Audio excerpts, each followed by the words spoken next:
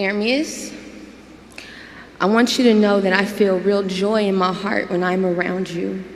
I feel safe around you, protected, like a shield over me when you're around.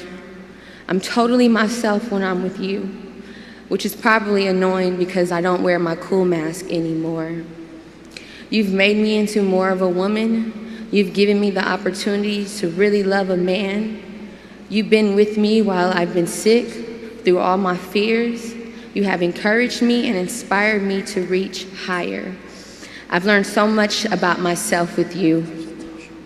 You've been my turn up and my church. I wouldn't want to go through this journey with anyone but you. I look up to you in a lot of ways, and I strive to educate myself more like you have. And when we are at odds, I feel defeated and sad, knowing that we are so much better than that. I just want you to know that you've been the greatest boyfriend to me. You aren't perfect, but I would never ask you to be. You and I work, we fit, and you're the coolest guy in the world to me, still. I love you so much unconditionally.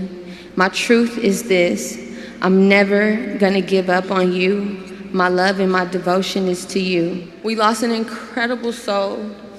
We lost someone very rare to us, and we lost a real one. And we won't ever be the same.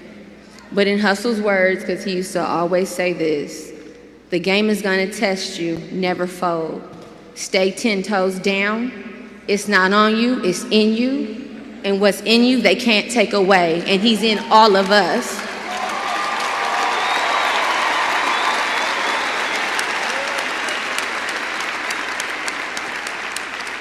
And to Armius, the love of my life, you know what it is.